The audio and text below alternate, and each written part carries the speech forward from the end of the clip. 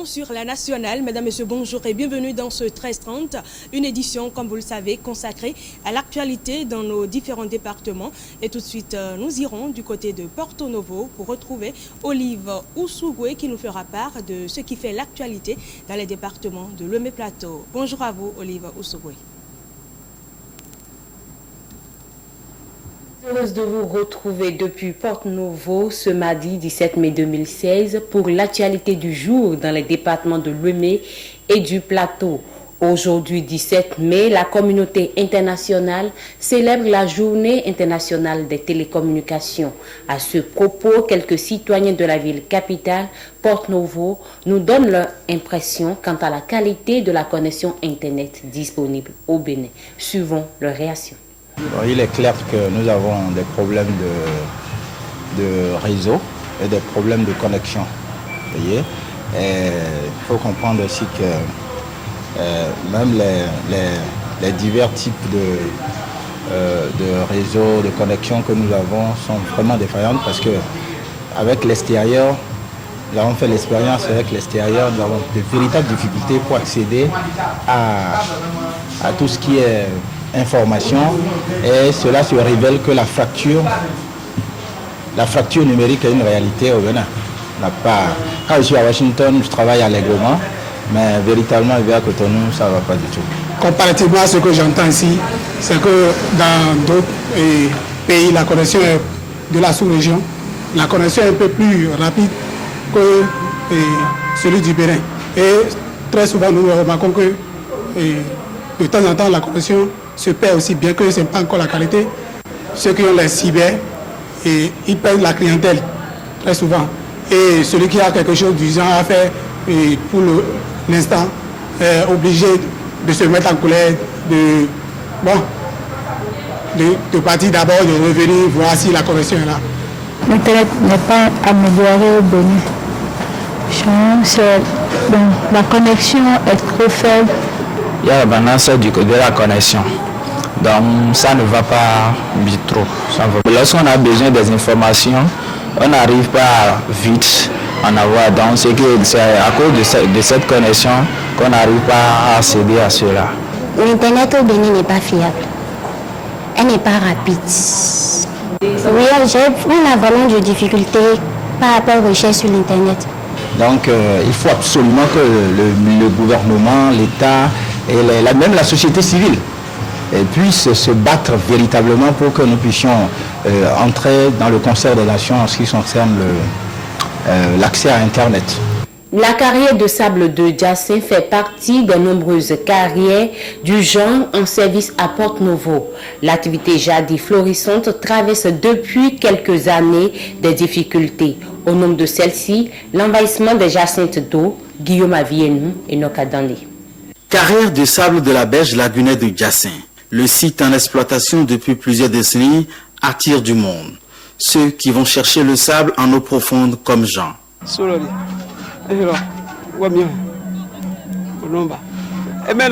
C'est avec Soso que nous allons chercher le sable au fond de l'eau. Nous travaillons 7 à 8 heures par jour. Autrefois, le travail était aisé, mais aujourd'hui, les Acadias, des pêcheurs et les limons nous rendent la tâche difficile. Nous creusons jusqu'à 12 mètres pour trouver le sable. Après, nous y introduisons une échelle. Dans la chaîne de l'activité, les ramasseurs viennent après les préleveurs de sable. Le travail est rude. L'activité, vraiment, c'est dur, c'est très dur. Des fois, on est à 3000 par jour. On est à 3000 par jour, 4000 par jour. Bon, concernant le problème de santé, nous avons beaucoup de problèmes quand même. Bon, après avoir fait le travail, on est fatigué. Au-dessus des préleveurs de sable et ramasseurs, les propriétaires de pirogues. Il n'y a pas une hiérarchie formelle, nous dit-on, mais de loin, les propriétaires de pirogues semblent être les patrons. Ce sont eux en effet qui fixent le prix des tas de sable. Selon les capacités des camions, les prix varient entre 47 000 et 90 000 francs CFA.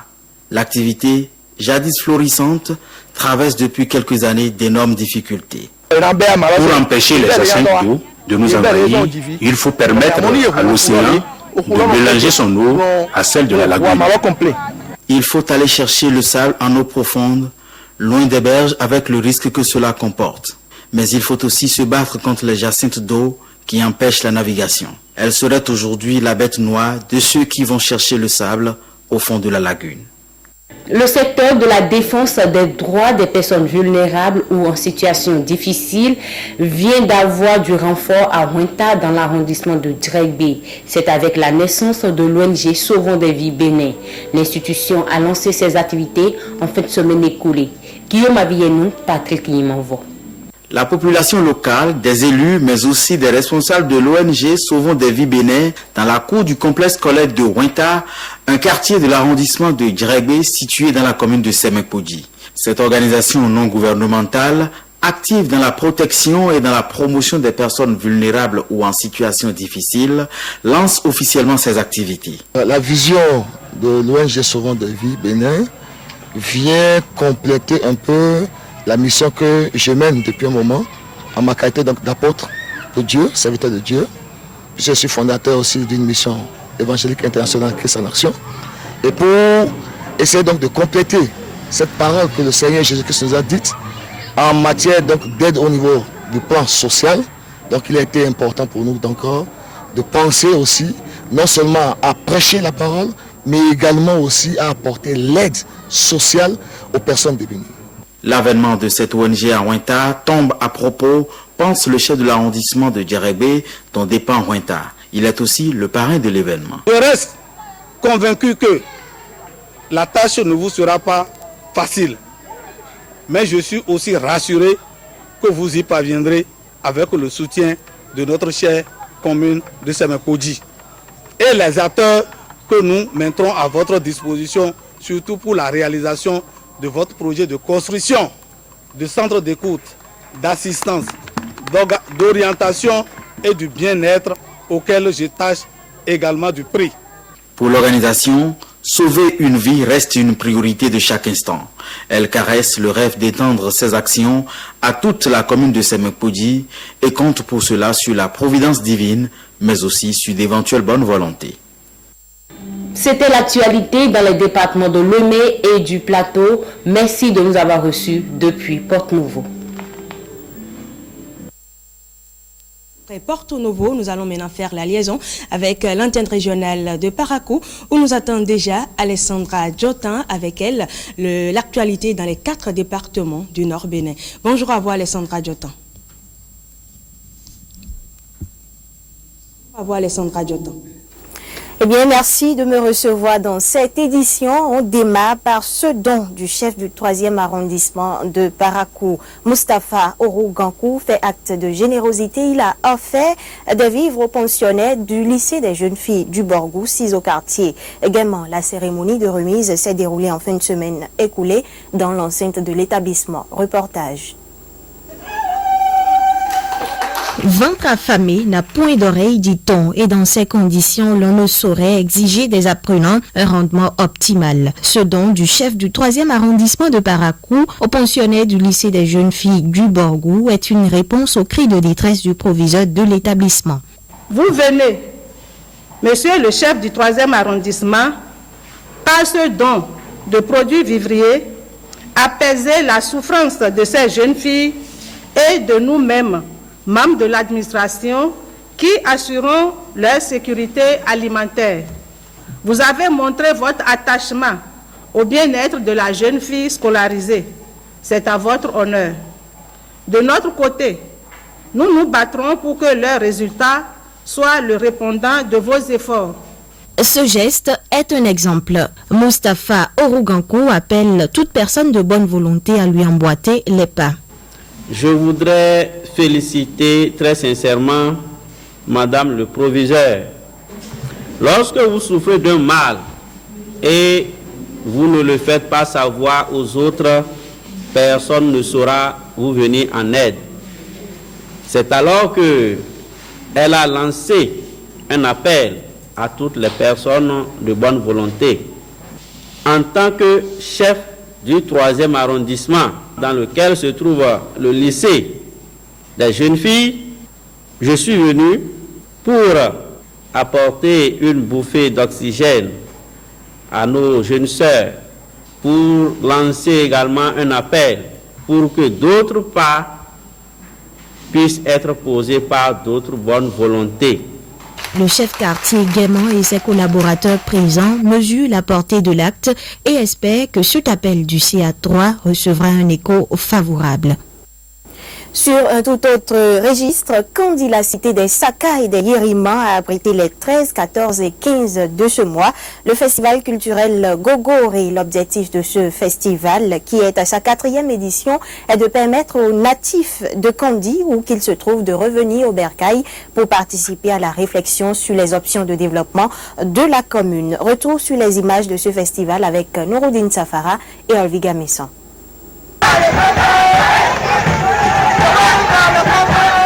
Gogoré, nom que porte ce festival, revêt des aspects cultuels et culturels. Gogoré, c'est un rite qui a donc deux aspects.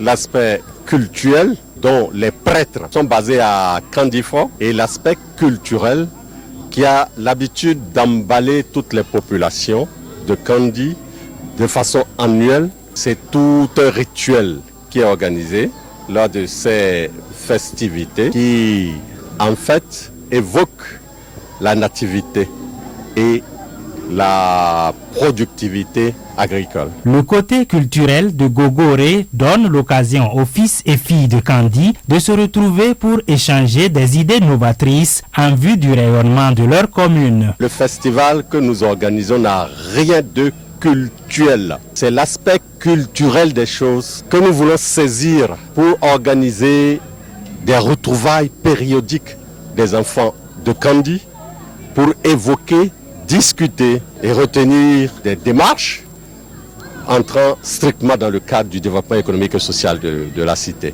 À terme, nous voudrions profiter de ces retrouvailles-là pour pouvoir réhabiliter tout ce qui a été élément de la culture de la cité de Kandi. Gogoré se veut, comme l'a dit le président, un creuset de retrouvailles des filles et fils de la commune de Kandi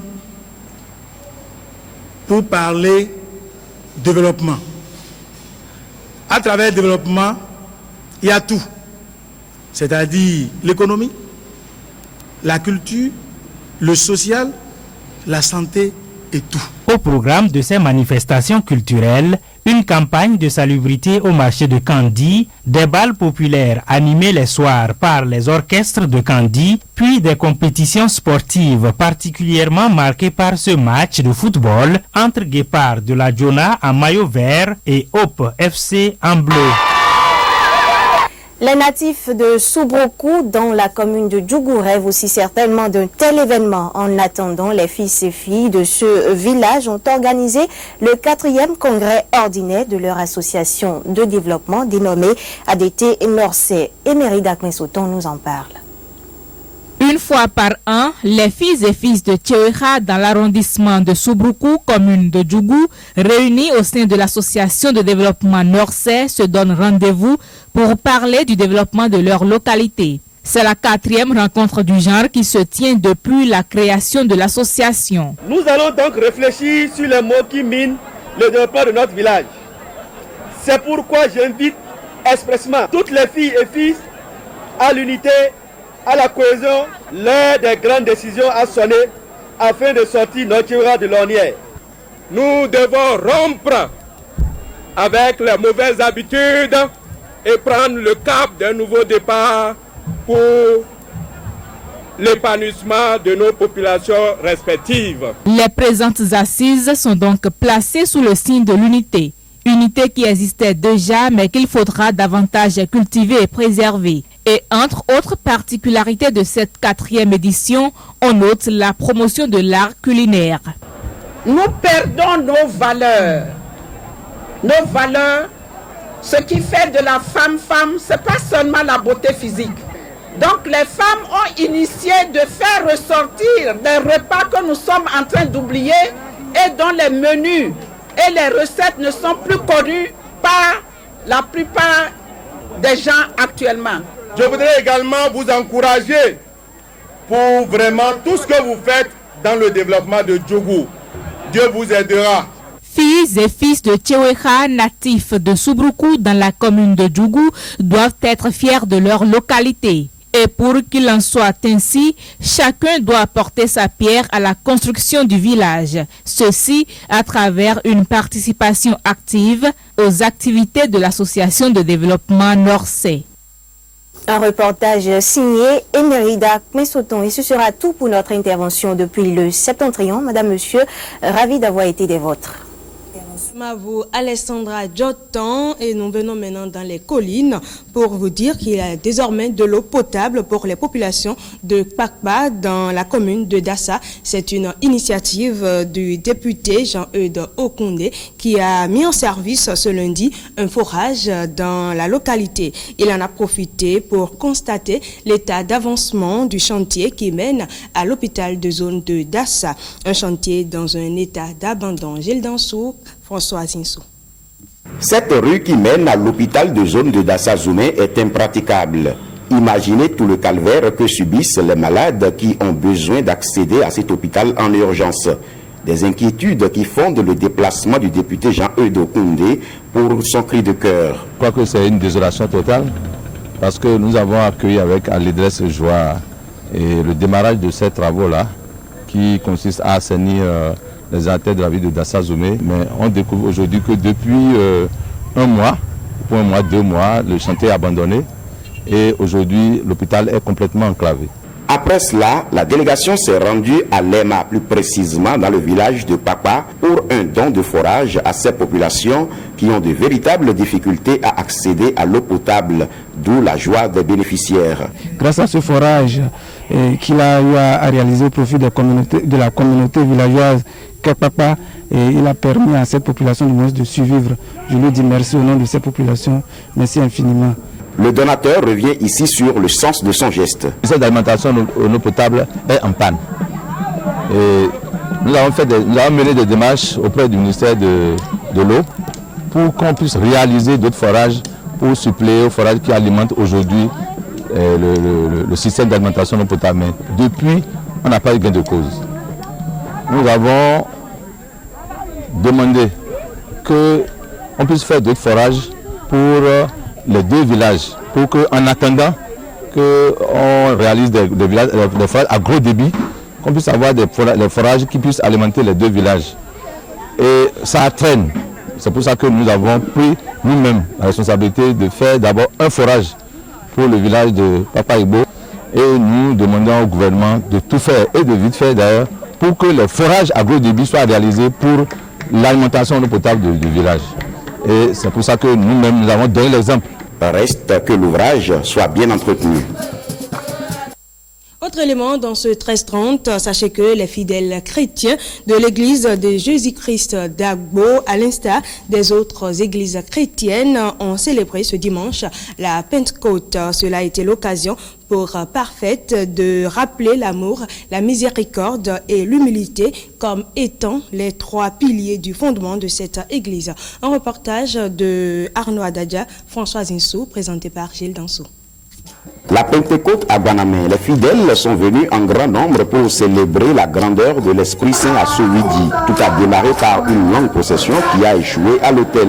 Et voici le message principal à retenir de la Pentecôte. Aujourd'hui, nous fêtons plutôt la descente sur terre, dans la chair, de ce Dieu Esprit Saint qui a fait envoyer cette flamme sur les apôtres en ce temps-là. Les Dagbovi et tous les hommes du monde entier qui le veulent peuvent le toucher du doigt. Dagbo, Dieu Esprit Saint, le Père de l'Église, celui sans qui il n'y a pas d'Église, il est aujourd'hui sur la terre parmi ses enfants. Après la messe, quelques impressions sur place. À partir de la Pentecôte, les choses ont changé. Les choses ont changé dans la vie des apôtres. Et beaucoup de choses changeront dans vos vies. Oui. On On ne peut rien trouver sur terre si on n'a pas Dieu. Dabo n'est pas Mani. Dabo n'est rien d'autre que Dieu, créateur du ciel et de la terre. Il nous dit souvent que c'est la dernière chance, la dernière fois qu'il tend la main à son peuple. J'ai eu la chance, je vais dire, l'extraordinaire chance de venir sur cette colline. J'ai eu l'honneur de rencontrer notre Dieu. Je pense qu'il n'y a pas lieu de se poser des questions. Quand on est devant lui, on se rend compte que c'est Dieu, tout simplement. Le baptême des nouveaux, l'allumage de la flamme de Pentecôte et l'onction d'huile constituent les autres temps forts de cette célébration.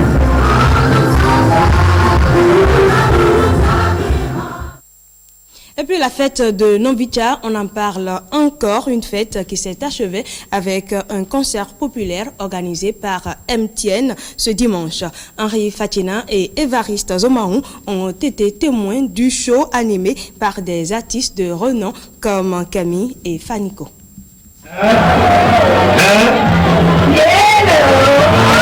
Tout a démarré avec une série de concours de danse, de défilés et d'acapella. Ce dernier exercice a permis aux femmes d'un certain âge, sélectionnées dans le public, de chanter l'hymne national du Bénin.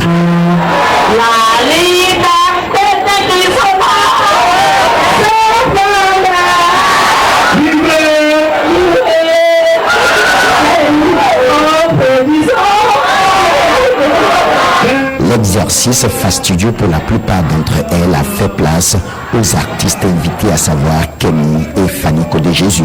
C'est ce dernier qui est monté sur le podium en premier et c'est l'extase dans le public qui fredonne avec plaisir les chansons de leur artiste.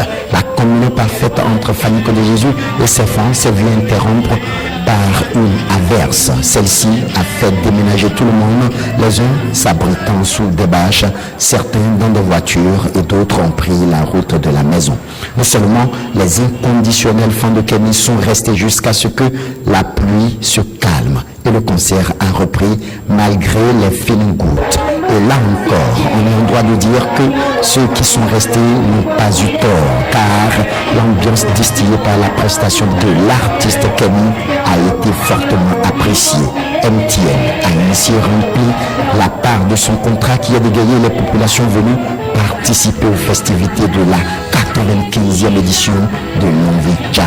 C'est donc fini pour cette année et la 96e édition est attendue par les organisateurs, les sponsors comme MTN et les populations qui ont soif de voir leurs artistes sur scène.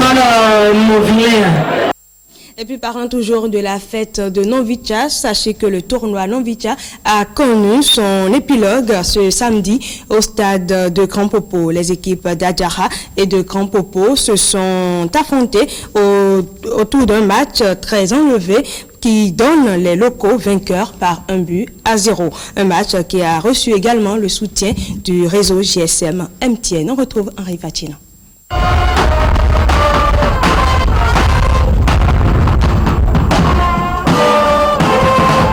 L'équipe de l'arrondissement de Grand Popo a remporté cette finale face à l'équipe de l'arrondissement d'Adjara par le score d'1-0. Un chèque de 200 000 francs a été remis par MTN aux vainqueurs.